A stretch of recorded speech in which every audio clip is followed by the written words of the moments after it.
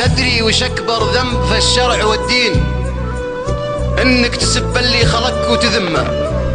وتدري وش أكبر عيب عند الميامين؟ إنك تخاوي لك من الناس رمه.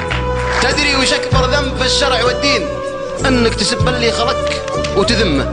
وتدري وش أكبر عيب عند الميامين؟ إنك تخاوي لك من الناس رمه. وتدري وش اختار التجاوز من يمين؟ إنه يكون اللي على الباب عمه، والمشكلة لا سلمت فيك بالعين، والريح تنذر في شعرها وتلمه. يضيع فكرك بين حد الحجاجين ويمكن تجيب الكاذة والمطمة. وتدري وش اللي يدبل السبت ويشين؟ بعض القصيدة اللي على غير يمه. يا بندر بن سرور وين انت هالحين؟ وين انت؟ تدري وش اللي يدبل السبت ويشين؟ بعض القصيدة اللي على غير يمه. يا بندر بن سرور وين انت هالحين؟ وين انت يا زبن الامور المهمة؟ وين القصيدة اللي يدك الميادين ويهز شيخ من فوق راسه معمه؟ وين الفكر؟ وين الوعي والمضامين؟ وين القصيدة اللي يصحي الهمة؟ الشعر والشعار صاروا عناوين، ومهبل تشري قصيد وتصمه. صارت على ما قال لعبة ورعين، وكل تربى على راس قمة. الشعر والشعار صاروا عناوين، ومهبل تشري قصيد وتصمه.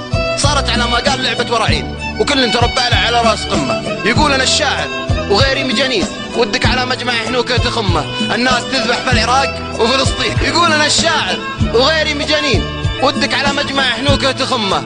الناس تذبح في العراق وفلسطين، وقصايده يا حلو عينه وفمه. عساه يوخذ الضحك قولوا امين، اللي بنات الناس شغله وهمه. احد يحاول ستر عذر البعيدين، واحد يحاول بالردى بنت عمه. قد قالها بندر قبل عدة سنين، يثور معها الحر ويثور دمه. ولا الردي لو مرته بين قوسين، تزول عن عينه مزول المغمه. يا بنت شومي عنها للضعف تكفين، مالت ومال اللي قريب مجمه. ويا الشاعر اللي من رجال مسمين، عليك فرض لازم انك تتمه.